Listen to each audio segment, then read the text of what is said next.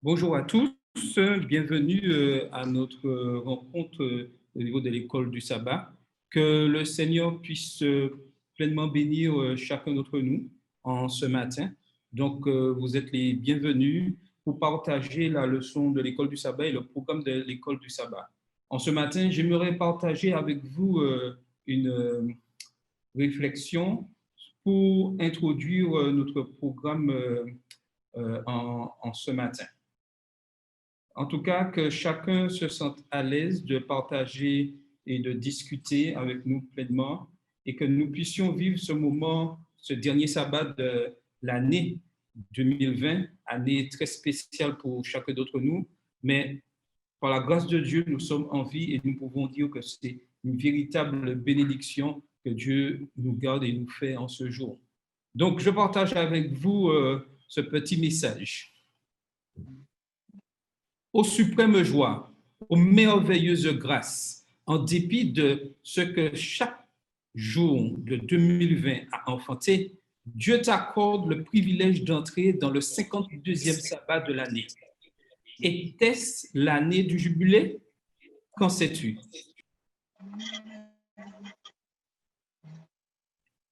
Nul ne sait. Toujours est-il qu'une certitude demeure. L'Éternel seul est Dieu. L'Éternel Dieu est aux commandes, ton roi vient. Oui, sois prêt. Alors que tu l'attends, profite de ce repos de sabbat pour nourrir ta relation avec lui dans l'adoration de sa personne. Adore Dieu, le Créateur du ciel et de la terre et de la mer et des sources d'eau. L'Éternel Dieu est roi et Seigneur. Adore, adore, adore Dieu. Bon sabbat à tous et que le Seigneur vous bénisse.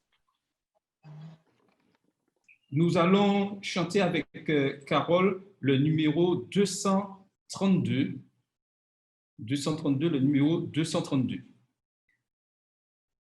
Et que chacun puisse chanter ce chant dans son cœur. On n'oublie pas de couper le micro et que nous puissions chanter ensemble ce magnifique chant. Oui, le Seigneur vient bientôt. Bientôt, le Seigneur va venir. Est-ce que Carole m'entend? Bonjour à tous, j'espère que vous m'entendez. C'est bon? Très bien, on t'entend très bien. Je vous souhaite un bon sabbat. J'espère que votre semaine s'est bien passée. Et même si ça ne s'est pas bien passé, mais au moins nous avons cette espérance que je vous invite à chanter avec moi. On y va? Bientôt le Seigneur va venir. Es-tu prêt? Bientôt le ciel, il veut t'ouvrir. Es-tu prêt? Es-tu prêt? Es-tu prêt? Es-tu prêt pour l'éternité? Es-tu prêt? Es-tu prêt? Le Seigneur t'a-t-il racheté? Bientôt l'appel retentira. Es-tu prêt? Bientôt la mort te surprendra. Es-tu prêt? Es-tu prêt? Es-tu prêt? Es-tu prêt pour l'éternité? Es-tu prêt? Es-tu prêt? Le Seigneur t'a-t-il racheté? Bientôt Jésus va te juger. Es-tu prêt? Oh, devra-t-il te condamner? Es-tu prêt? Es-tu prêt? Es-tu prêt? Es-tu prêt pour l'éternité? Es-tu prêt? Es-tu prêt?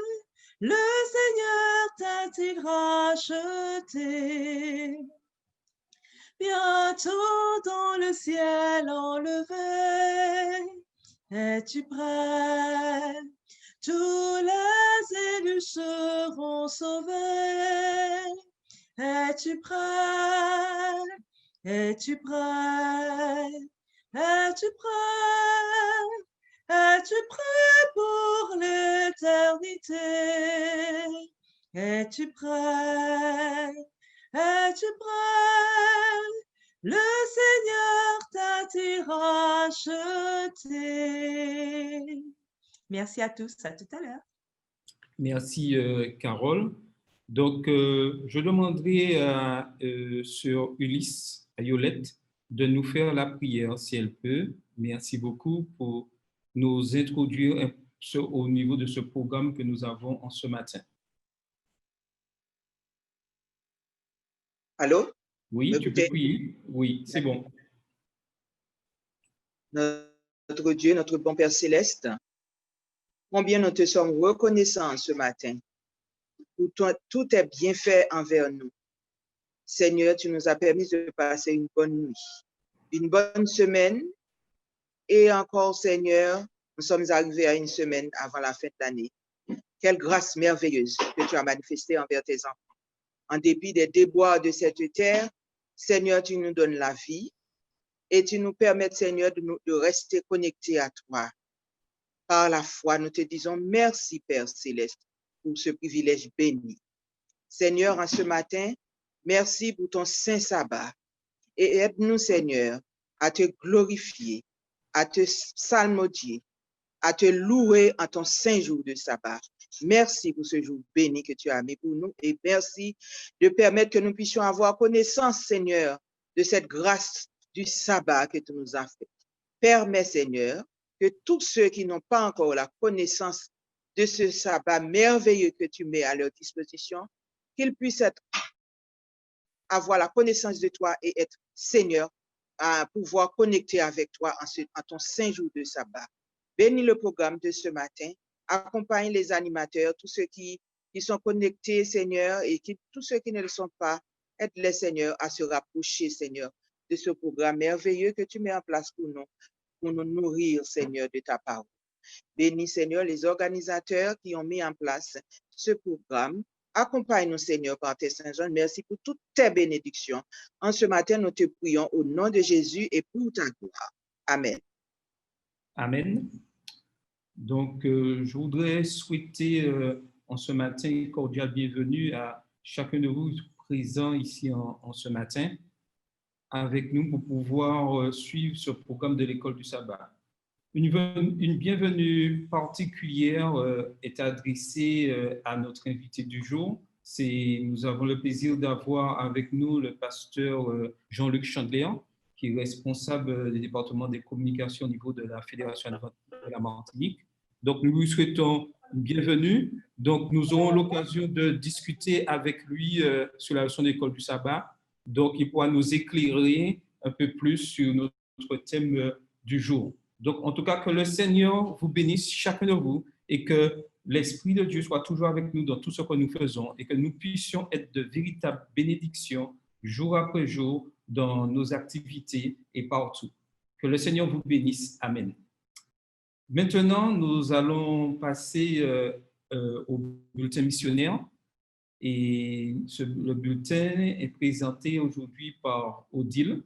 Donc, aujourd'hui, c'est le 13e sabbat, n'oublions pas cela. Donc, pensons à nos offrandes pour le 13e sabbat lorsque nous aurons l'occasion de pouvoir les remettre au sein de l'Église. Donc, est-ce que Odile m'entend? Oui, c'est bon, tu m'entends? D'accord, eh bien, tu as la parole. Alors, j'ai changé j'ai mon téléphone, donc ça sera peut-être. Il n'y a pas de souci. Moins. Il n'y a pas de problème. D'accord, c'est bon. Alors, bon. Notre bulletin de ce matin, notre bulletin de ce matin s'intitule « Attaqués par leur grand-père ». L'histoire qui nous est racontée, c'est une histoire qui nous vient d'Inde et qui est l'histoire d'une famille composée d'une mère, d'un père, d'une grand-mère et d'un grand-père et de 2 enfants, de Kadja, 5 ans, d'une petite fille, 5 ans, et d'un petit garçon de 3 ans. Cette famille vivait ensemble dans une maison et avait l'habitude d'être entourée de leurs grands-parents. Et Kadja, la petite fille de 5 ans, nous raconte qu'elle aimait jouer avec son grand-père. Son grand-père jouait beaucoup avec eux et leur racontait aussi beaucoup d'histoires. Donc, cette histoire se passe en Inde, je rappelle. Et un jour, alors que ce grand-père sortait du village, il glissa sur des pierres. Et l'histoire nous raconte que depuis ce jour-là, alors que le grand-père était un homme affable et gentil, son attitude avait complètement changé depuis après cette chute. Il criait souvent après ses petits-enfants alors qu'il aimait passer des moments avec eux. On nous dit qu'il courait autour de la maison comme un fou, il montait sur les toits et sautait. Et depuis ce jour-là, la vie de cette famille avait été transformée. Les petits-enfants, les enfants et l'épouse de cet homme ne comprenaient pas ce qui arrivait. Alors, en Inde, ils ont l'habitude de prier pour des dieux en pierre. Et cette famille nous raconte qu'ils ont été voir des sorciers, ils ont été voir des médecins, ils ont été dans les plus grands hôpitaux en Inde, mais rien ne semblait améliorer la santé de ce grand-père. Et donc, ils ont décidé de partir dans un autre village pour pouvoir voir des spécialistes, pour pouvoir essayer de trouver une solution à la maladie qu'ils malheureusement n'arrivaient pas à comprendre. Et on nous dit que lorsqu'ils sont arrivés dans ce village, dans cet autre village, ils ont trouvé un appartement, mais malheureusement, les loyers étant très chers, ils ont habité dans une petite chambre et ils étaient 6 dans cette petite pièce, donc très proches. Et en fait, pour subvenir à leurs besoins, puisqu'ils avaient dû quitter leur village, on nous dit qu'ils avaient ouvert une laverie et c'était ce qui leur permettait de pouvoir subvenir à leurs besoins. Mais alors, dans ce village, ils ont également cherché à toutes sortes de traitements médicaux et autres pour pouvoir essayer de guérir ce grand-père, mais malheureusement, rien ne semblait lui apporter la guérison. Et on nous dit qu'un jour, les parents de Kajal ont décidé de faire appel aux chrétiens. Donc, ils ont cherché une église et un dimanche, ils ont trouvé une église chrétienne et ils sont entrés dans cette église et alors que les gens priaient, ils ont demandé aux gens s'ils pouvaient prier leur Dieu pour ce grand-père. Et c'est ce qu'ils ont fait. Ils ont prié pour le grand-père, ils ont prié pour toute la famille. Et régulièrement, après ce jour-là, on nous dit que cette famille, les parents de Kajal se rendaient dans cette église pour pouvoir prier pour la guérison du grand-père. Et un jour, alors que le propriétaire de cette petite chambre, le propriétaire de cette petite chambre apprit que cette famille priait un autre dieu que les dieux en pierre qu'ils priaient en Inde. Et il leur a demandé de quitter cet appartement. Et s'ils voulaient prier leur Dieu, c'était leur problème, mais ils ne pouvaient plus vivre dans cette petite chambre. Alors, malheureusement, la famille de Kajal ne put trouver un autre loyer, un autre appartement avec un loyer abordable pour qu'ils puissent vivre. Donc, ils ont été obligés de retourner dans leur village avec toujours leur grand-père malade. Et quand ils sont arrivés dans leur village, donc ils se sont dit que nous avons appris à connaître Dieu et nous ne voulons pas retourner dans les croyances anciennes que nous avions. Donc, ils ont cherché à fréquenter une église comme ils avaient connu, une église qui adorait Dieu le dimanche. Et malheureusement, ils ne trouvaient pas d'église. Donc, ils prièrent Dieu et demandèrent à Dieu de leur montrer où trouver, où aller pour pouvoir le louer. Et en fait, on nous dit que le samedi d'après, dans la rue dans laquelle ils vivaient, ils entendirent des chants. Donc, étonnée, la maman de Kadja sortit et se dit, mais c'est bizarre parce que nous avons toujours vécu ici, mais nous n'avons jamais entendu des chants chrétiens dans ce village. Et se posant des questions, l'histoire nous raconte que c'est un voisin qui était adventiste et qui sortait de sa maison, qui lui a expliqué que c'était des adventistes qui priaient et qui lui a invité, ce voisin a invité la famille à partager ce moment de culte avec eux. Donc, étonnée que je sois le samedi, puisqu'elle était habituée à adorer Dieu le dimanche, elle a posé beaucoup de questions au pasteur et le pasteur s'est proposé d'étudier la Bible avec eux et de répondre à toutes ces questions, non pas par lui-même, mais par la parole de Dieu. Et on nous dit que la famille de Kadja fut baptisée. Le père et la mère et la grand-mère également, ils furent baptisés.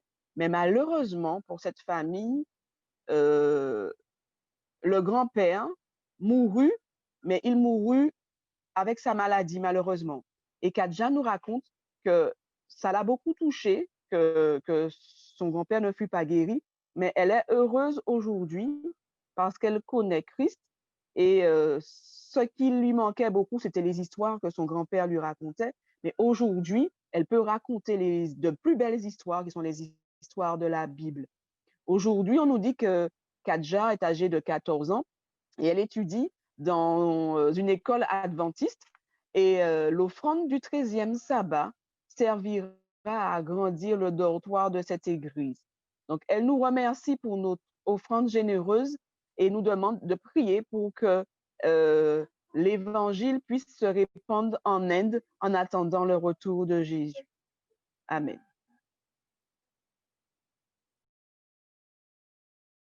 Amen. Merci Odile pour ce magnifique récit.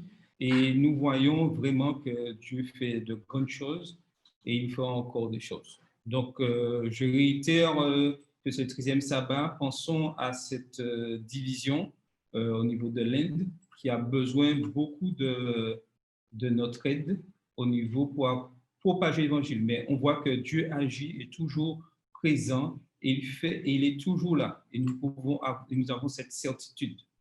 Maintenant, nous allons passer aux 5 minutes. Et les 5 minutes sont réservées au progrès aujourd'hui. Et le thème, c'est une vie pleine de sens. Et le texte de base que nous connaissons très bien, qui se trouve dans Jean 3, verset 16, « Car Dieu a tant aimé le monde qu'il a donné son Fils unique afin que quiconque croit en lui ne périsse point, mais qu'il ait la vie éternelle. » Donc, aujourd'hui, je vous ferai part du récit du pasteur Senen Zondoval, qui est de l'Union colombienne du Nord et qui est responsable des ministères personnels. Et il nous raconte son récit et pour mieux nous faire comprendre l'importance d'une vie pleine de sens. Alors, il nous dit que dès son plus jeune âge, il était religieux et qu'il fréquentait avec un grand enthousiasme une église catholique. Il a été également enfant de chœur. Et le prêtre insistait sur le fait qu'il devait être prêtre. Et il était tout près d'aller au séminaire, prêt à répondre à cet appel dont il sentait au fond de lui qu'il était prêt à devenir prêtre. Au milieu de toutes les prières qu'on m'offrait, il nous dit, « Ma sœur qui était adventiste m'a donné une Bible et j'ai décidé de la lire comme n'importe quel chrétien. C'est ainsi que j'ai commencé à découvrir des vérités que je ne connaissais pas. Et quelque temps plus tard, je me suis éloigné de l'Église catholique. » Il ajoute encore, « Malheureusement, je n'ai pas vraiment cherché Dieu, mais j'ai commencé à faire l'expérience des vices. J'ai été captif de la vie mondaine pendant longtemps, au point de penser que je ne sortirai jamais de cet abîme. Mais Dieu avait quelque chose de mieux pour moi. Je suis allé étudier à Ciénaga, à Magdalena, et j'ai séjourné chez ma sœur qui m'avait donné cette Bible. Avec elle, il ajoute encore, j'ai commencé à fréquenter une église adventiste. Et un jour, j'ai pris la décision de donner ma vie à Dieu. Et il a merveilleusement transformé. Il y a déjà plus de 27 ans que cela s'est passé. Et maintenant, je mène une vie pleine de sens. Dieu ne m'a pas seulement donné le salut, il nous dit. Il m'utilise aussi pour apporter le message du salut aux autres. Et beaucoup d'entre eux se réjouissent aujourd'hui aussi en Jésus. Et il nous dit, le verset qu'il a toujours soutenu et qui se trouve dans Jean 3, verset 16, « car Dieu a tant aimé le monde qu'il a donné son Fils unique afin que quiconque croit en lui ne périsse pas, mais qu'il ait la vie éternelle. Je reste persuadé qu'en ce matin, que tout le monde s'est retrouvé dans cette histoire. Nous avons connu toute cette expérience. Que nous puissions, en cette fin d'année 2020, vraiment remettre toutes choses entre les mains de Dieu, remettre nos vies, remettre, je dirais, notre élan spirituel, remettre notre course chrétienne entre ses mains, afin qu'en 2021, nous soyons des membres encore plus forts dans l'évangélisation, des membres encore plus forts dans la prière, des membres vraiment qui donnent un témoignage digne de l'amour du Christ. Que le Seigneur puisse vraiment en faire entrer ces préceptes en nous et que nous puissions être de fidèles serviteurs jour après jour dans tout ce que nous faisons. Que le Seigneur vous bénisse. Amen. Maintenant, nous allons passer à notre moment, le moment le plus important de notre école du sabbat, qui est l'étude, la discussion de la parole. Donc, je souhaiterais que chacun puisse pleinement partager et discuter de la leçon de l'école du sabbat afin de pouvoir être enrichi dans tout ce que nous allons dire en ce matin, car le Seigneur nous donne des instructions. Il nous a donné une leçon vraiment importante afin que nous puissions toujours aller de l'avant. L'éducation chrétienne. Nous avons, je dirais, ce privilège, cette chance d'avoir au sein de l'Église adventiste vraiment le privilège d'avoir une éducation qui nous permet d'être vraiment, de connaître ce que Dieu souhaite pour chacun d'entre nous. Et en ce matin, comme je le disais tout à l'heure, nous avons avec nous le pasteur Jean-Luc Chandler, à qui je souhaite une bienvenue. Est-ce qu'il m'entend? Est-ce qu'il m'entend? Oui, je t'entends, bien sûr. Eh bien, bienvenue à toi. Merci. Oui, merci d'avoir accepté notre invitation. Le pasteur Chandler ne fera pas un sermon ce matin avec nous. Il discutera avec nous. Donc, c'est un échange et il permettra d'apporter plus de éclaircissement dans tout ce que nous avons étudié au cours de ce trimestre. Mais je vais lui poser une question en gros, et peut-être que ce n'était pas prévu, mais qu'il puisse nous répondre. Pourquoi aujourd'hui l'éducation est-il aussi importante pour l'Église adventiste? Tout d'abord, bonjour à tout le monde. Donc, je suis très heureux d'être avec vous ce matin pour partager la leçon. Alors bon, l'éducation a toujours été importante pour l'Église adventiste dès le début parce que alors non seulement au niveau du fonctionnement de l'Église, mais dans la méthode que Dieu utilise pour véhiculer le plan du salut, eh bien, l'éducation joue un très grand rôle. Donc, Dieu est un très grand pédagogue et à travers toute l'histoire biblique, on voit qu'il a utilisé différentes méthodes pour nous enseigner tout ce que nous avions besoin de savoir et nous conduire au salut. Merci beaucoup. La plupart ne sont pas conscients de l'étrange apathie avec laquelle ils vivent. Nous avons au moins une douzaine d'objectifs à atteindre chaque jour, qu'il s'agisse de faire des tâches ou respecter des délais. Nous sommes occupés à identifier ces objectifs à court terme et à trouver les moyens de les atteindre. Mais quand il s'agit d'identifier le but de la vie et les moyens de l'atteindre, nous nous figeons comme le cerf proverbial dans les phares.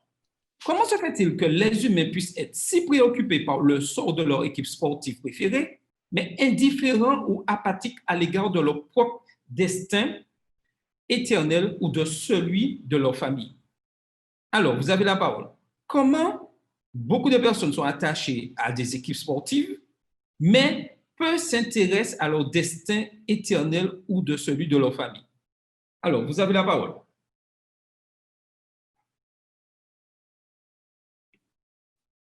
Alors, qui voudrait prendre la parole?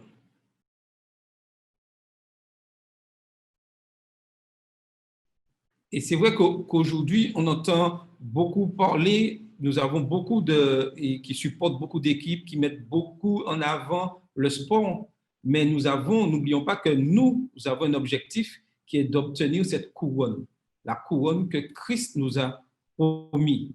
Donc, comment aujourd'hui, je dirais, changer les choses et comment amener, je dirais, nos priorités vers ce destin éternel? Donc, Jean-Luc, as-tu une idée sur la question? Oui, Carole voulait intervenir. Oui, Carole, alors non, je vas-y. voulais juste dire par rapport à la question, je pense que c'est par rapport à l'immédiateté, c'est-à-dire que les gens sont plus concentrés sur ce qu'ils voient, sur ce qui est immédiat. Comme on dit, on est dans la génération fast-food, donc voilà, on veut tout de suite, dès maintenant, et on a un peu de mal à se projeter. Et peut-être que les circonstances de la vie aussi empêche de voir l'avenir. Donc, les gens ne sont pas très concentrés en général sur ce qui va arriver.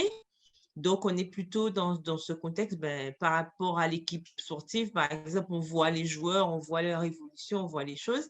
Tandis que tout ce qui est à visée éternelle, comme ce n'est pas forcément quelque chose de tangible, comme ce ne sont pas forcément des choses qu'on arrive même à imaginer, donc, c'est peut-être ce qui explique que les gens soient aussi détachés de tout ce qui concerne le destin éternel, que ce soit d'eux-mêmes ou de leur famille. Voilà. Donc, Jean-Luc, aurais-tu un peu plus d'éclaircissements à donner? Absolument. Moi, je pense à une déclaration d'Ellen White où elle dit que le diable tente de divertir les esprits avec des choses diverses comme la mode, le sport, etc. Donc, ce qui se passe, c'est que ce sont des choses parfois très excitantes ou amusantes et qui captivent donc l'intérêt des gens. Et à ce moment-là, eh bien, ils ne se préoccupent pas des choses qui sont plus importantes et essentielles, comme celle de rechercher la vie éternelle. Donc, c'est une stratégie de l'ennemi pour vraiment faire perdre aux gens la notion de ce qui est vraiment important et essentiel. Donc, on passe du temps, effectivement, à s'occuper, par exemple, de la vie des stars de cinéma ou de la chanson, etc. Et ce temps utilisé eh bien, à s'enquérir de ce qu'ils font, parfois dans un mode de vie extravagant, eh bien, est perdu au lieu de passer son temps à lire la Bible, à être dans une connexion avec Dieu qui apparaît à première vue moins excitante. Tout à fait. Et comme nous voyons à l'écran, et Jésus disait dans Marc 8, verset 36, « Et que sert-il à un homme de gagner tout le monde s'il perd son âme ?» Et ça, c'est très important. Ceux qui choisissent de ne pas sacrifier le sort de leur âme pour des gains temporaires ne seront pas déçus.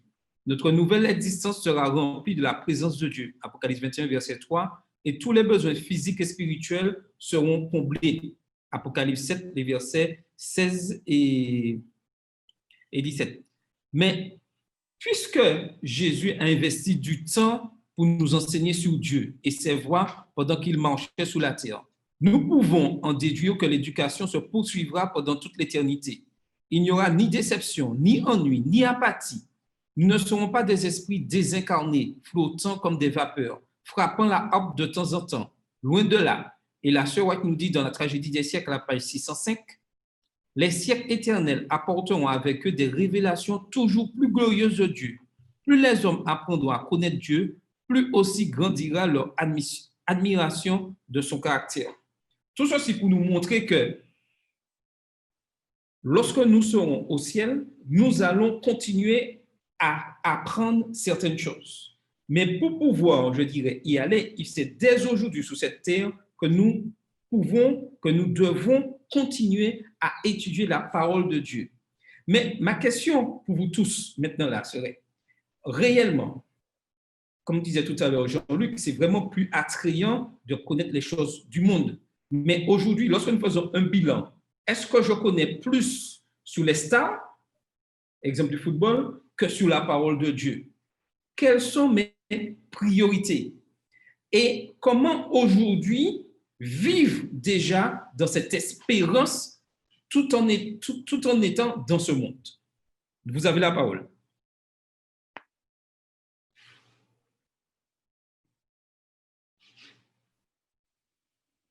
Comment aujourd'hui vivre, je dirais, cette espérance tout en étant dans ce monde où il y a beaucoup d'attraits? Comment réussir, comment faire la part des choses? Donc, Jean-Luc, as-tu une idée dessus pour nous? Pour nous, il s'agit de déterminer quelles sont nos priorités. Est-ce que ma priorité, c'est, je prends un exemple, le football, aussi agréable ou passionnant que cela puisse être, ou mon travail, ou d'autres choses encore, ou est-ce que c'est ma relation avec Dieu et le but ultime, c'est-à-dire la vie éternelle? Et je pense que lorsque l'on voit les choses de cette manière, c'est-à-dire qu'on détermine nos priorités, eh bien, on accorde plus d'importance, ou on s'efforce d'accorder plus d'importance à ce qui est prioritaire, qui est indispensable. Ça ne veut pas dire qu'on ne va être que dans sa Bible toute la journée, parce que nous sommes sur Terre, il y a des réalités, nous devons travailler, nous devons nous nourrir, nous devons nous vertir, etc. Mais on a, disons, un raisonnement équilibré et surtout, nous considérons que aussi intéressantes que certaines choses puissent être, d'accord? Et malgré tout, le plus important, c'est quand même de viser le ciel. Je suis d'accord avec toi, mais comment aujourd'hui, est-ce que en tant qu'adventiste du 7e jour, il est facile de pouvoir faire la part des choses?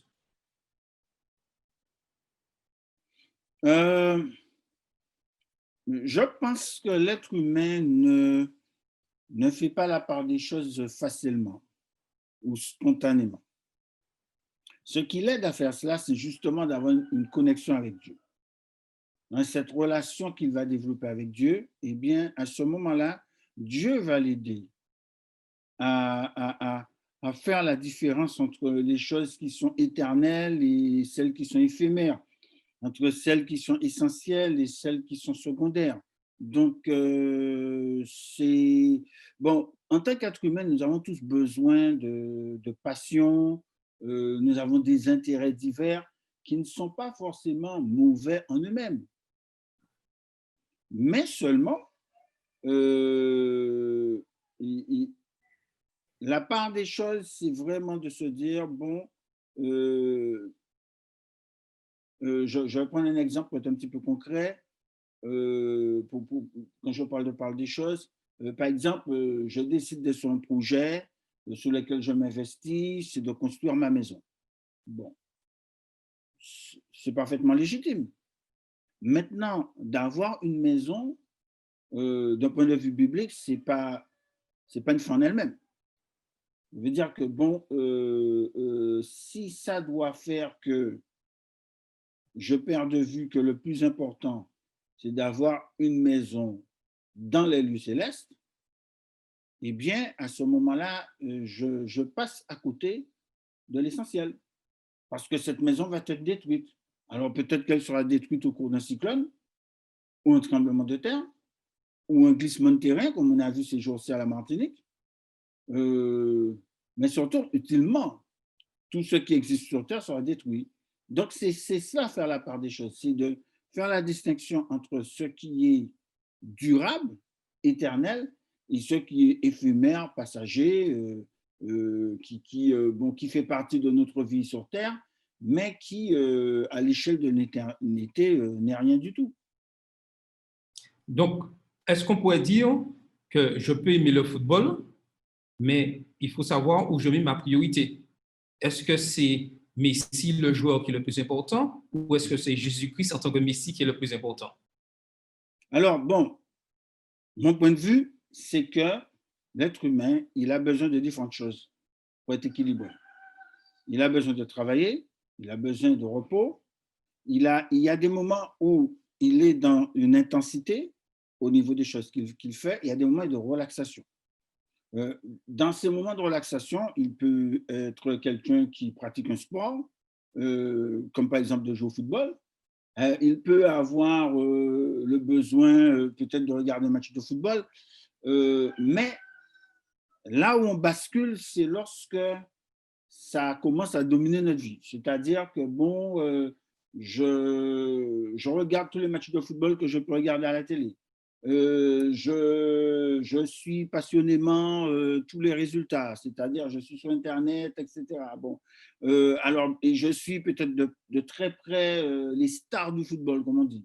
Bon, là, ça commence à prendre une ampleur considérable. Donc, l'être humain, et le chrétien, ce n'est pas quelqu'un qui vit en dehors du monde.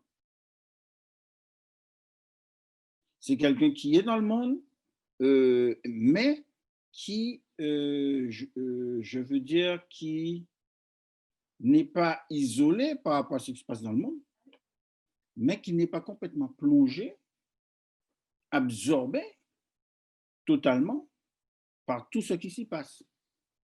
Donc, il est un citoyen de la terre, mais il se rappelle qu'il est surtout un citoyen du ciel. Mais j'aurais juste une question pour compliquer, mais est-ce Oui. qu'une attitude, je dirais, est-ce que si, en tant qu'Adventiste du 7e jour, je décide de m'arrêter uniquement sur la parole de Dieu et de mettre tout de côté, est-ce qu'il y a un danger dans ça? C'est-à-dire que tout ce qui se passe à côté, je ne connais rien du tout, c'est la parole de Dieu, c'est ce que Dieu dit et je reste dans cette voie-là. Puis après, Carole va intervenir. Oui, il y a un danger. Et un danger qui peut même entraîner et pousser jusqu'au fanatisme.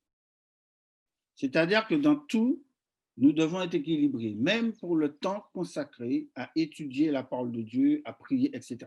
Et là, je vais prendre un exemple concret parce que ça nous est arrivé récemment.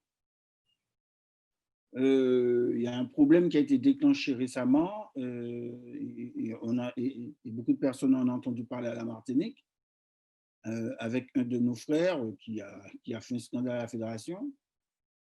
Et pendant des jours, et d'après ce qu'on m'a expliqué même depuis plusieurs mois, il a passé beaucoup de temps à lire la Bible, à prier, ce qui était très bien, mais ça a été jusqu'à la privation de nourriture sur des jours et des jours, et même aussi privation de sommeil. Et donc, au bout d'un certain temps, eh bien, vous perdez l'équilibre, vous divaguez, vous avez des illusions et d'autres choses comme cela, et vous perdez le contrôle de vous-même et vous passez dans l'excès, dans l'extrémisme. Donc, Dieu nous demande en tout d'être équilibré. Le fait que je sois un chrétien, le fait qu'il faut que je lise ma Bible, que je prie, etc., ne m'autorise pas à aller dans l'excès. Par exemple, je me dis, bon, ben, je fais des nuits blanches pour passer mon temps à étudier ma Bible et à prier. Il y a des limites que le corps physique ne peut pas dépasser, par exemple. Et donc, tout en plaçant comme priorité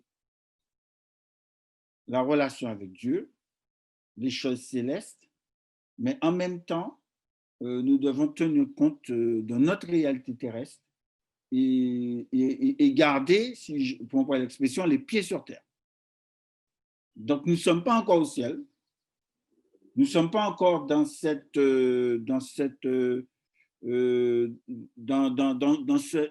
autre environnement où on a, comment dire, un autre mode de vie complet. Nous ne sommes pas encore là. Et la terre, pour reprendre l'expression de Ellen White, la terre n'est pas le ciel. Donc, nous sommes dans une situation intermédiaire, c'est-à-dire à la fois, nous sommes des citoyens terrestres et des citoyens célestes. OK. Carole voulait intervenir?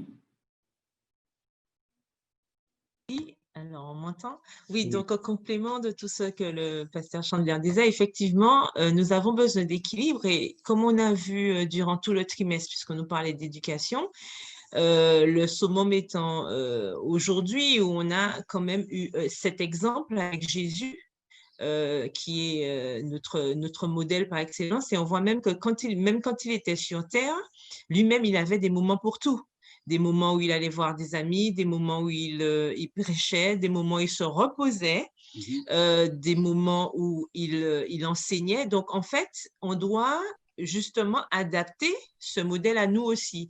C'est-à-dire que ce n'est pas parce qu'on va passer 24 heures sur 24, 7 jours sur 7 dans la Bible qu'on sera forcément plus proche, il y a une vie équilibrée. C'est pas comme ça que ça marche. En fait, nous devons faire les choses comme Dieu nous l'a recommandé. Depuis le Jardin d'Éden, on a vu que tout ce que Dieu avait mis en place contribuait à ce que l'homme puisse se rapprocher de lui. Avant le péché, c'était le cas. Après le péché, il a aussi mis des systèmes pour que l'homme puisse toujours garder justement cette relation avec lui. Malheureusement, bon, les vicissitudes de la vie font que parfois on a ce déséquilibre, mais ce n'est pas une raison pour pouvoir faire passer d'un extrême à l'autre. Il ne faut pas être trop spirituel et trop séculier. Il faut juste avoir cet équilibre dans notre vie. Et l'éducation, justement, sert à ça. Je suis tout à fait d'accord. Effectivement, on doit toujours garder cette visée de la vie éternelle. Mais tout en gardant cette visée, il ne faut pas oublier que nous avons une mission à accomplir. Nous devons nous occuper de notre famille. Nous devons nous occuper aussi des choses, des choses en rapport avec l'Église, hein, donc les choses ecclésiastiques. Donc, on a plusieurs phases de notre vie qui font que toutes ces choses nous préparent justement à la vie éternelle.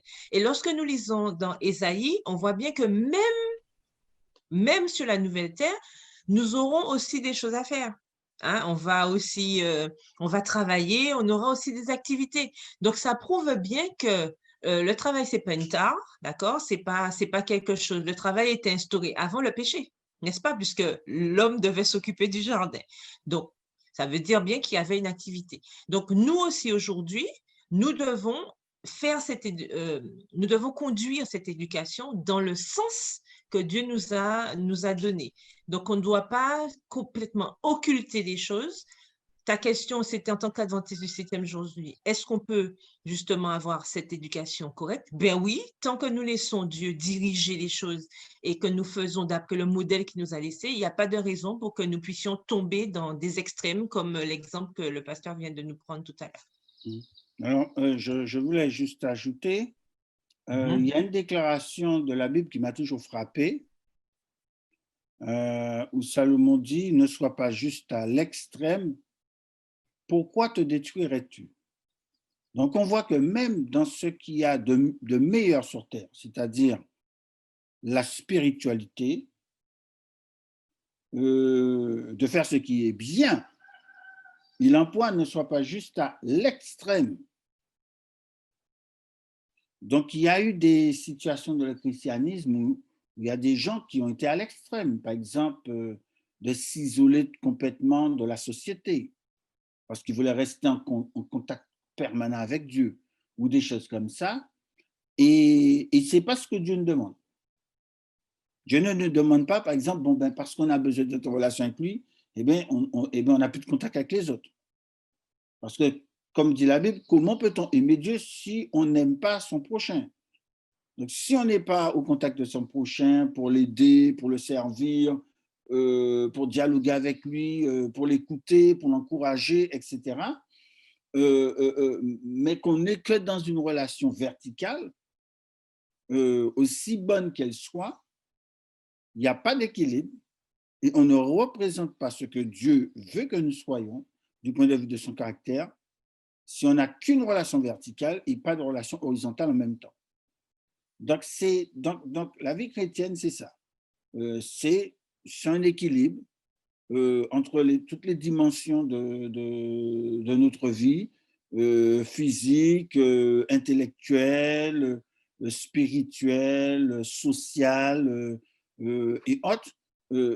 Et c'est cet équilibre harmonieux bien, qui fait qu'on représente dignement Dieu et qu'on se prépare aussi pour le ciel. Parce qu'on pourrait penser que se préparer pour le ciel, c'est uniquement d'être concentré sur des activités spirituelles. Pas du tout. C'est d'avoir cet équilibre familial, social, le bien-être physique, etc. Tout ça, ça fait partie aussi de la spiritualité.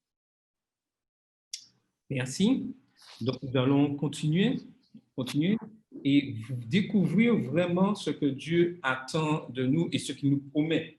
Les Écritures, les gloires qui attendent les rachetés de la terre ne peuvent être exagérées.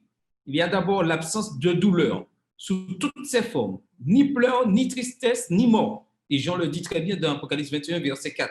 Il n'y aura pas de source future de tristesse, car celui qui est assis sous le trône dit « Voici, je fais toutes choses nouvelles ». Apocalypse 21, verset 5. Le péché est la racine de la souffrance et chaque partie de celle-ci est gardée hors de l'enceinte des rachetés. Et c'est la promesse que Christ nous fait.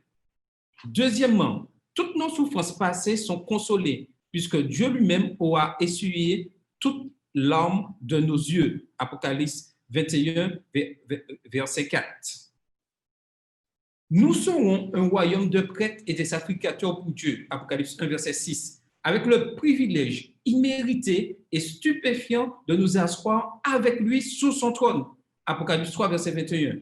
On ne peut qu'imaginer les gloires de l'adoration et de la louange qui couleront de façon incontrôlable des cœurs débordants de gratitude pour ce que Dieu et l'agneau ont fait pour nous. Imaginez comment nous joindrons aux 24 anciens en jetant nos couronnes à ses pieds. Comment les mots peuvent-ils décrire adéquatement une telle scène? Vous avez la parole. Comment les mots peuvent-ils adéquatement décrire une telle scène? Et ma question suivante est, la perpétuelle nouveauté de Dieu, mais aussi bon que cela puisse paraître, qu'est-ce qui nous occupera pendant tout ce temps? Et ça, c'est une question que certains se posent aujourd'hui. Mais aussi bon que cela puisse paraître, qu'est-ce qui nous occupera pendant tout ce temps? Donc, vous avez la parole.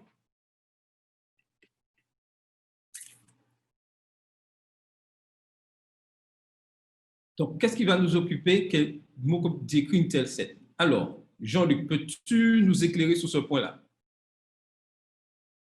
Alors, bon, aussi étonnant que cela puisse paraître, mais un certain nombre de choses que nous faisons sur Terre, nous continuons à le faire et durant toute l'éternité. On ne va pas cesser de travailler, on ne va pas cesser de s'instruire parce que le sens même de notre existence, ce n'est pas de passer tout le temps, je dirais que dans l'amusement ou les plaisirs ou la relaxation, tout ça c'est important, mais ce n'est pas l'essence de notre vie. Donc,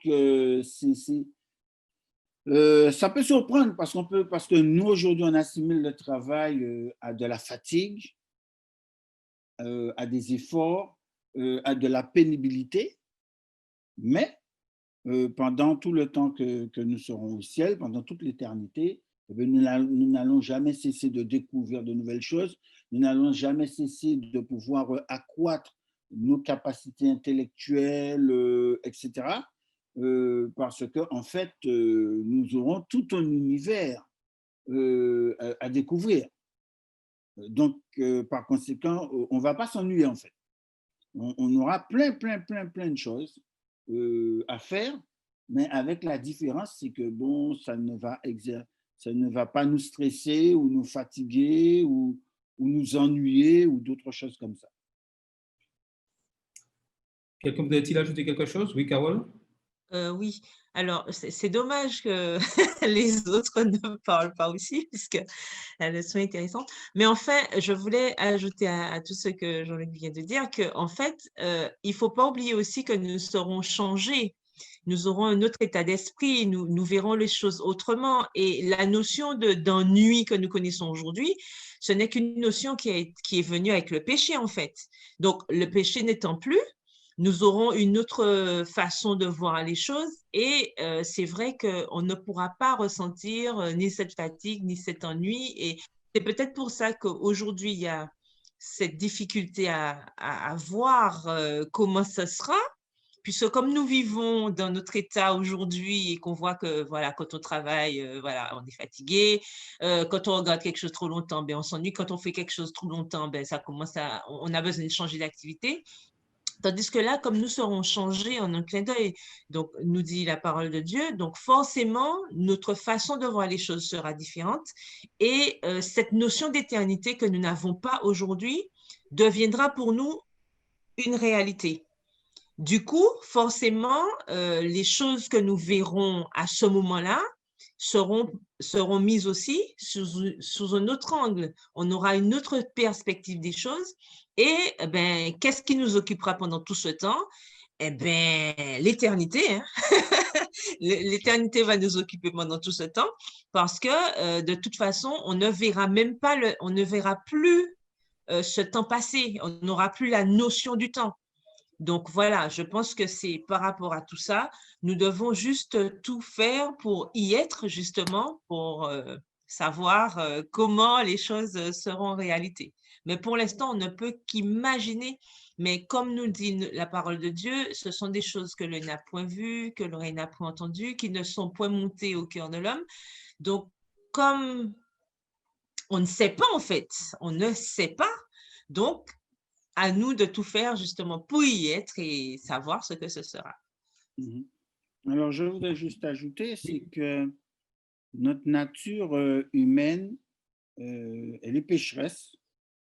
Et à cause de cela, eh bien, tout ce qui est bien, et c'est peut-être ce qui explique pourquoi on s'intéresse, ça nous paraît difficile ou de s'intéresser autant parfois aux choses spirituelles, eh bien, tout ce qui est bien, est perçu comme étant ennuyeux.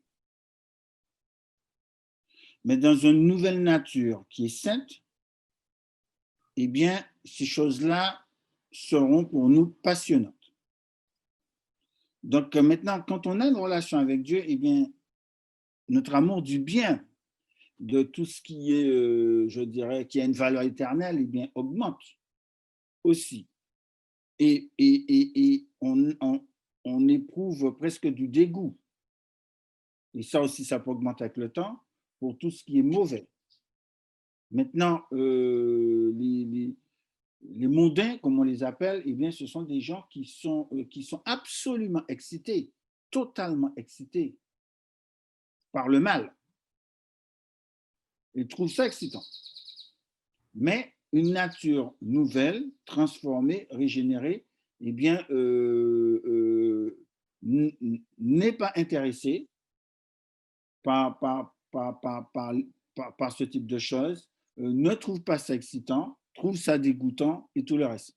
Donc, l'éternité, on ne peut pas imaginer ce que c'est, parce que nous n'avons pas une nature qui spontanément eh bien, est captivée par cela, mais on sera vraiment dans une autre dimension, une réalité où vraiment où tout sera parfait.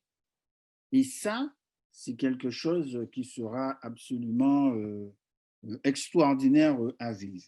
Donc, en attendant, nous avons des aperçus de ce que l'éternité peut être, notamment au travers de l'expérience du sabbat, dans notre relation avec Dieu également.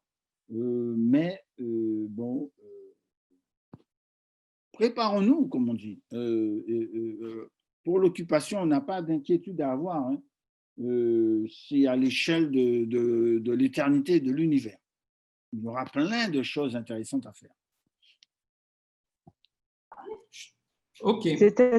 C'est très intéressant ce que tu dis. pasteur, parce qu'en fait, moi, je parle un peu de l'expérience de ma fille qui pose la question, mais au final, au ciel, mais on va s'ennuyer, puisque c'est l'éternité, on va faire que les mêmes choses et tout. Et moi, ce que j'ai comme réponse pour elle, et que je lui dis, il y aura certainement beaucoup de choses à faire et on sera avec notre Dieu, mais l'essentiel pour nous, c'est d'être présent. D'être présent, et c'est à ce moment-là qu'on saura. Donc, si tu veux savoir, il faut être présent. C'est ce que tu dois faire. Alors, c'est très intéressant. Le fait est qu'aujourd'hui, dans notre corps limité, pêcheur, etc., il y a beaucoup de choses, même sur Terre, qui nous ennuient. Par exemple, je ne sais pas moi, qui d'entre nous est passionné par les mathématiques ou encore par la biologie ou l'histoire et bien d'autres sujets. Certains vont trouver un intérêt et d'autres vont se dire, mais comment est-ce qu'il peut s'intéresser à ça? L'astronomie ou que sais-je encore. Mais toutes nos facultés vont se développer. Toutes. Donc les choses pour lesquelles aujourd'hui nous sommes limités, nous les trouvons pénibles, dures, compliquées, eh bien, nous allons développer toutes nos facultés. On développer des facultés physiques, développer des facultés intellectuelles, développer des facultés artistiques. Par exemple, quelqu'un qui a rêvé, je ne sais pas moi, de jouer certains instruments de musique, mais qui sent qu'il n'a pas le don, eh bien, il va développer cela. En plus de cela, alors, souvent, j'ai coutume de dire que je sais déjà quel métier que je ferai. Le ciel. Je serai explorateur. Déjà sur Terre, si je pouvais faire ça, j'aurais été content. Mais explorer l'univers, mais c'est fou ça. Les savants actuellement ne savent même pas quelle est la limite de l'univers. Il y a des milliards ou des milliards ou des milliards de galaxies, c'est innombrable. Bon, eh bien, il y a plein de choses à voir, des merveilles à découvrir, plein de choses qu'on ne peut pas imaginer, qui sont au-delà de nos capacités intellectuelles aujourd'hui, etc. Donc, ce sera quelque chose de totalement différent. Et si déjà aujourd'hui, sur notre simple terre, on peut s'émerveiller devant un paysage, dans la nature, devant des monuments, enfin, ou tout un tas de choses, eh bien, le ciel, il faut multiplier ça par 1 million, par 1 milliard, par je ne sais pas quoi, d'émerveillement, d'extase, de félicité. Il n'y a même pas de comparaison.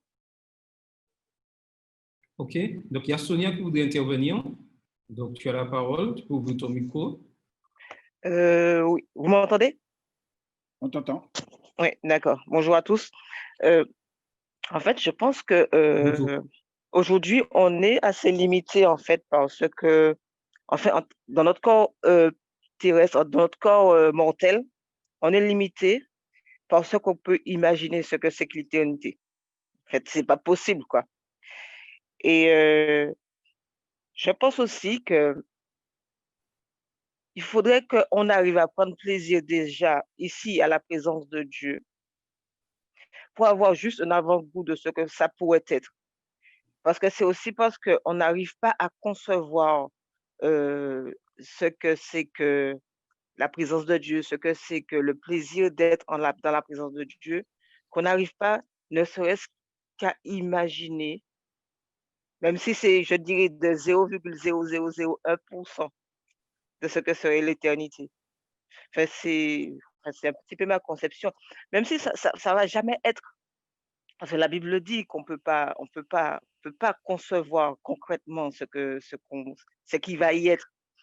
Mais je pense que c'est tout ça qui fait qu'on a du mal à se dire que on va pas s'ennuyer, on va pas, qu'est-ce qu'on va faire pendant tout ce temps?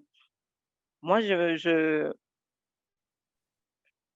oh, il peut pas avoir de temps d'ennui. Déjà, comme disait Carole, c'est-à-dire que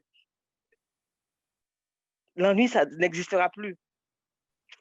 Mais qu'est-ce qu'on va y faire? Moi, je crois que Dieu, il a déjà préparé tout un plan pour nous et qu'on on devrait pas se poser qu'est-ce qu'on va y faire, mais plus se poser qu'est-ce qu'aujourd'hui je peux faire pour sentir cette présence de Dieu, y prendre plaisir, pour savoir que ce que je vis là sera multiplié par, je sais pas, X fois. Voilà. Ouais. Tu as tout à fait raison. Donc, je vais me compléter avec vous et partager avec vous pour compléter tout ce que vous avez dit. En tant qu'être humain fini, nous luttons avec le concept d'éternité. Notre expérience actuelle montre que même les choses autrefois agréables semblent perdre de leur attrait avec le temps. La raison pour laquelle la nouvelle terre et le nouveau ciel ne seront jamais ennuyeux est que même si chaque plaisir a une durée de vie, Dieu est la perpétuelle nouveauté. Il ne fait aucun doute que nos cœurs continueront pendant toute l'éternité à s'émerveiller en le regardant, en l'écoutant et en apprenant de lui.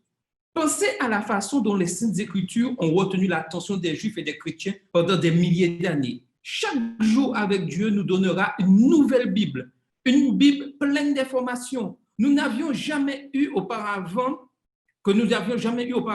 alors que nous observons comment Dieu s'engage à nouveau avec sa création et parle avec sagesse à un millier de situations différentes. Nous serons émerveillés, mais il n'y a aucune raison d'attendre le paradis pour être émerveillé par Dieu. Abraham Etchel partage: jamais de ma vie je n'ai demandé à Dieu le succès, la sagesse, la puissance ou la gloire. J'ai demandé l'émerveillement et il me l'a donné. Alors, comment savons-nous si le paradis sera au-delà de nos rêves les plus fous?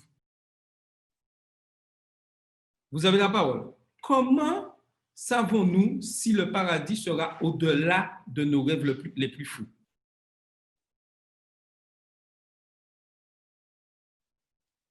Alors, qui voudrait intervenir? Oui, Carole. Oui, alors je voudrais dire, je pense que, et Sonia l'a dit un petit peu tout à l'heure, je pense qu'en fait, déjà sur Terre, il nous arrive d'avoir des moments de waouh, des moments d'émerveillement, des choses, par exemple, si on visite un lieu, c'est magnifique, on écoute un concert, on se sent soulevé. En fait, il y a des moments comme ça en anglais, on dit les aha moments, c'est-à-dire des moments où on est tellement waouh, on a l'impression de ne pas être sur Terre. Je pense que ça nous est déjà arrivé à tous à un moment donné où on a l'impression que waouh, c'est incroyable ce que je viens d'entendre, ce que je viens de voir. Ce que je viens de goûter des fois, si si on aime beaucoup manger tout ça, et on a parfois l'impression que ça ne correspond pas à la terre. Et je pense que quand on a ces moments-là, eh bien, on multiplie ça par x, enfin, de manière exponentielle, et on se dit que, eh ben, voir si ce que Dieu a préparé pour nous, c'est combien de fois meilleur que ça, ben, ça va forcément être génial. Et je pense qu'en quelque part, ça peut nous donner cette notion du paradis, de ce qu'on ne connaît pas, puisque déjà sur Terre, des fois, Dieu nous accorde ces petits moments-là où nous pouvons nous évader à un niveau qu'on n'a pas l'impression d'être sur Terre. Et je pense que c'est à ces moments-là qu'on doit se dire, oh là là, mais ça va forcément être magnifique puisque Dieu a préparé quelque chose de 10 000 fois supérieur à tout ça. Donc, si je n'arrive même pas à imaginer, pardon, je reprends, si je n'arrive même pas à imaginer ce que Dieu a préparé pour moi, eh bien, franchement, ce sera forcément génial. Donc ça, je pense que ça peut donner une notion de paradis. OK. Jean-Luc, ouais. Oui, alors déjà, même au travers de l'histoire humaine, il y a eu des situations où les êtres humains ont vu des choses qu'ils n'auraient pas imaginées auparavant. Je veux dire, les gens des siècles qui existaient auparavant, si ils devaient se trouver aujourd'hui, ils seraient étonnés. Ils verraient des choses qu'ils n'avaient jamais vues ou imaginées. Ils ne peuvent pas imaginer la télévision, ils ne peuvent pas imaginer Internet, ils ne peuvent pas imaginer les avions, la voiture, etc. Donc, dans notre expérience humaine, il y a eu des choses qu'on n'aurait jamais imaginées et qui sont arrivées. Je me souviens que lorsque j'ai vu le premier téléphone portable, à l'époque, c'était un gros appareil et qui coûtait très cher. Et je me suis dit, seulement des personnes riches pourraient se le payer. Mais aujourd'hui, le téléphone portable, en très peu de temps, a rapidement changé, beaucoup plus performant que ce qui existe auparavant, et puis à la portée de je dirais de toutes les bourses. Même des enfants ont des téléphones portables. Et ça, c'est durant notre vécu à nous. C'est-à-dire que nous vivons aujourd'hui des choses que même de notre propre existence, nous n'aurions pas imaginé possible. Et donc, le ciel, ça va être ça, mais de manière permanente. C'est-à-dire que, on va entendre des musiques qu'on n'aurait jamais imaginé pouvoir entendre. On va voir des paysages qu'on n'aurait jamais imaginé pouvoir voir. On va découvrir des choses qu'on n'aurait jamais imaginé que ça existe, etc. Donc, c'est notre imagination qui nous fait défaut pour pouvoir nous représenter cela. Mais Ellen White dit que l'on devrait passer du temps à penser à l'éternité, à ce que cela sera. Et je pense que très souvent, nous ne le faisons pas assez. C'est-à-dire que si nous passions plus de temps, effectivement, à parler de cela, à y penser, eh bien, effectivement, très, très vite, eh bien, nous ne serions pas en train de nous agripper à tout prix à la vie terrestre telle qu'elle est là.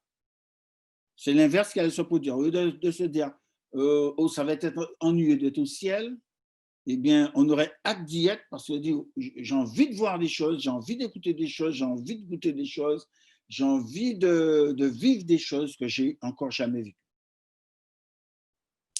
Alors, nous arrivons à la fin, il est 9h52. Donc, quelqu'un voudrait-il ajouter quelque chose pour que nous passions à la dernière question et que le pasteur Chandelier nous fasse une conclusion? Donc, quelqu'un voudrait-il ajouter quelque chose, partager avec nous?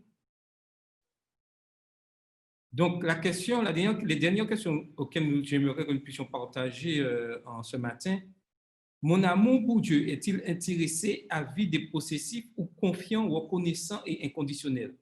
Comment cela se manifeste-t-il dans mes relations avec les autres aujourd'hui?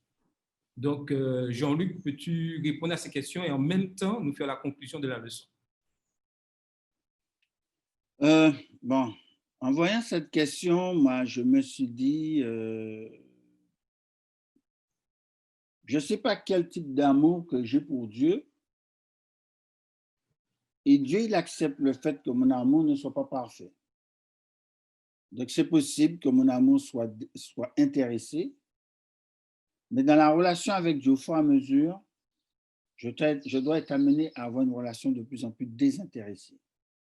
C'est-à-dire que, en fait, d'être comme Dieu. C'est-à-dire de ne pas faire des choses dans là, le but... Là, ça capte pas. Pardon? Donc, de ne pas faire des choses dans le but d'avoir, mais de les faire parce que c'est juste. Donc, au ciel, je serai plus riche que les personnes les plus riches sur Terre, plus riche que Bill Gates, que la reine d'Angleterre ou je ne sais pas qui.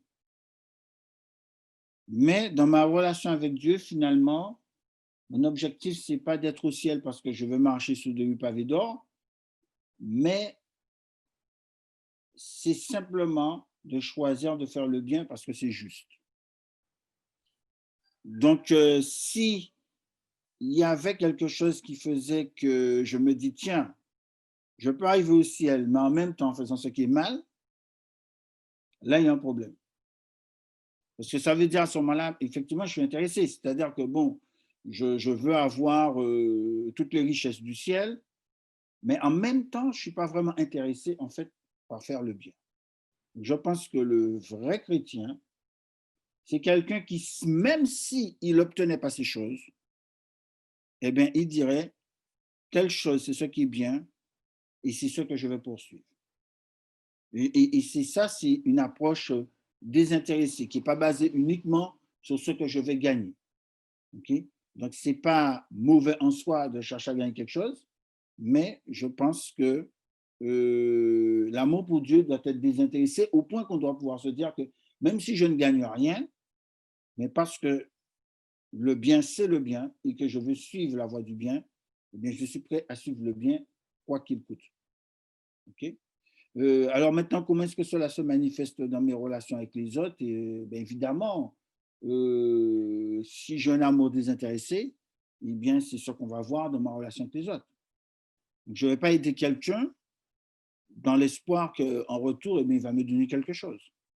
Je vais le faire simplement parce que c'est bien de le faire.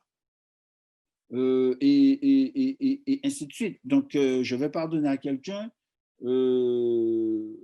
non pas parce que je veux me donner bonne conscience, mais je vais le faire parce que c'est juste de le faire et que c'est ainsi que Dieu voudrait que je me comporte avec les autres.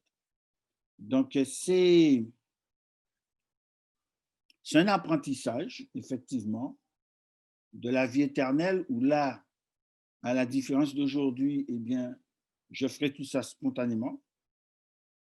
Parce que ça n'a rien à voir d'avoir une nature pécheresse et d'avoir une nature sainte. La nature pécheresse, spontanément, je pense au mal, je fais ce qui est mal, sans me forcer. La nature sainte, spontanément, je fais ce qui est bien, et ça, sans me forcer. On n'a pas besoin, je n'ai pas besoin de faire aucun effort. Ça vient naturellement. Et ça aussi, c'est ça qui va être très différent lorsqu'on sera au ciel, c'est que alors qu'aujourd'hui, nous devons faire des efforts pour pouvoir faire ce qui est bien, pour pouvoir faire ce qui est juste, on doit y consacrer son attention, on doit veiller sur soi pour ne pas faire ce qui est mal, eh bien, au ciel, spontanément, sans aucun effort de notre part, on fera ce qui est bien. Et ça, c'est quelque chose de formidable et d'extraordinaire. Et c'est ce que Jésus a expérimenté, c'est ce que les anges expérimentent tous les jours. Et bien, nous vivrons comme cela. Pour nous, faire le bien, ce sera vraiment un plaisir. Merci, pasteur Chandléon. Donc, avant le dernier chant qui soit chanté, et nous allons chanter avec Carole. Donc, Carole nous dira quelques mots et ensuite nous chanterons le numéro 236 pour mettre un terme à notre programme. Oui, je voulais ajouter à tout ça qu'effectivement, si nous avions quelque chose à bien retenir durant ce trimestre, c'est que l'éternité pour nous ne doit pas se résumer à quelque chose de purement matériel. En fait, c'est pas ce qui doit nous motiver pour être là-haut. Pendant tout le trimestre, nous avons bien vu que c'est plutôt des éléments de notre caractère que nous devons bien développer, bien travailler afin que l'Éternel puisse nous changer chaque jour, mais surtout nous permettre de nous focaliser sur l'adoration que nous devons à notre Dieu et penser que chaque élément de notre vie doivent nous conduire justement à changer notre caractère, à nous permettre de nous focaliser à 100% sur notre Dieu, car au final, de toute façon, lorsque nous serons là-haut, c'est ce que nous aurons à faire dans un premier temps déjà, avoir cette adoration totale à notre Dieu.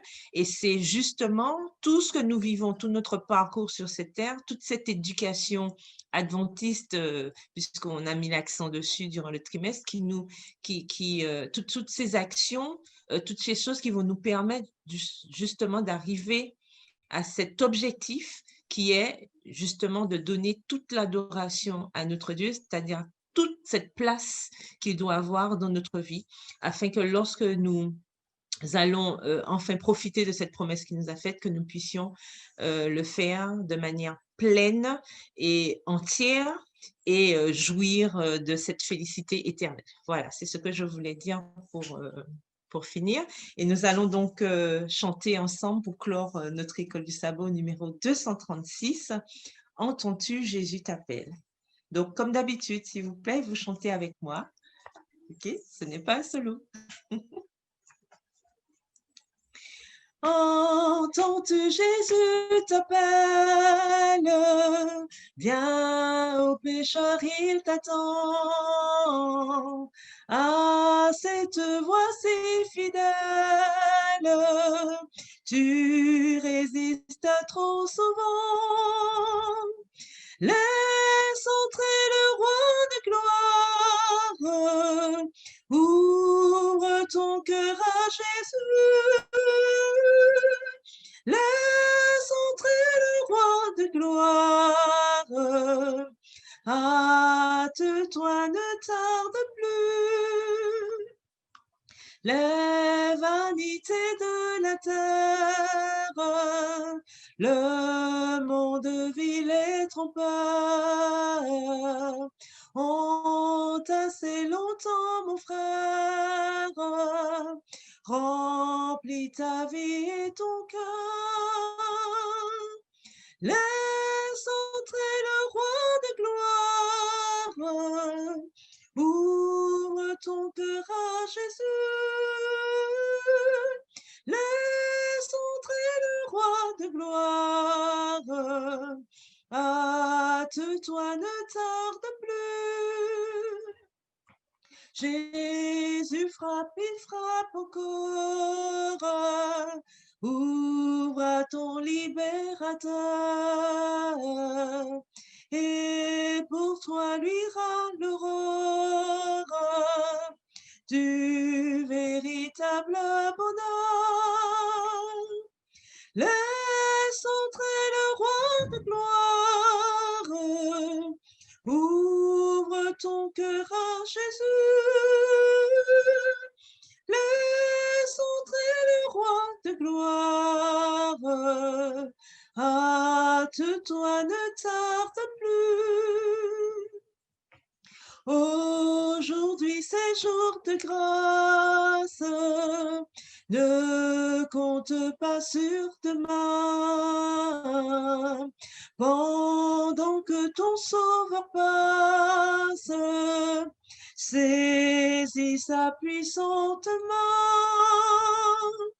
Laisse entrer le roi de gloire, ouvre ton cœur à Jésus. Laisse entrer le roi de gloire, hâte-toi, ne tarde plus. Merci à tous. Carole. Bonne fin de sabbat. À bientôt. Merci, Carole. Je demanderai à Pasteur Jean-Luc Chandler de nous faire la dernière prière pour clore notre programme.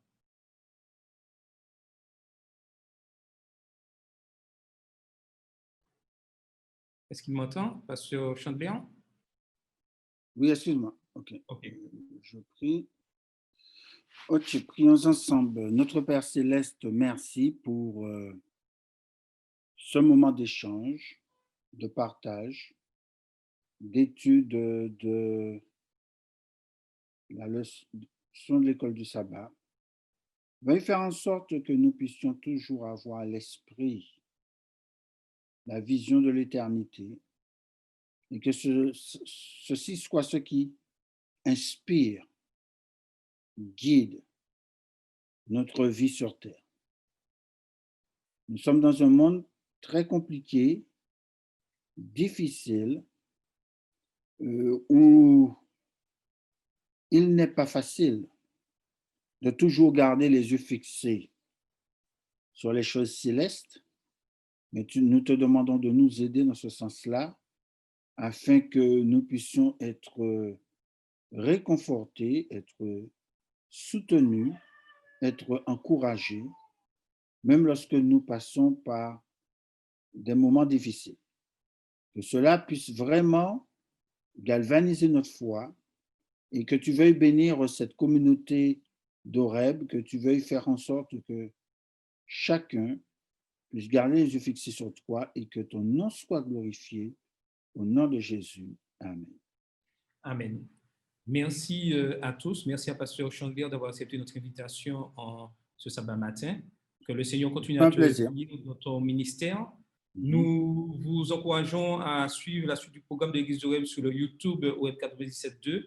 Nous aurons le culte d'adoration et nous nous retrouvons l'année prochaine, 2021, pour continuer notre école du sabbat sous Zoom. Vous connaissez les conditions sanitaires. Donc, tant que nous serons en effectif réduit au temps, nous continuons à faire notre école du sabbat sur Zoom. Donc, nous vous encourageons à continuer à être présents de 8h30 à 10h pour continuer à étudier l'école du sabbat. Et le trimestre prochain, pour commencer l'année, nous étudierons le livre d'Ésaïe et la leçon apportée de la semaine dernière, une crise d'identité. Bon sabbat à tous et que le Seigneur vous bénisse et qu'il soit toujours constamment dans vos vies.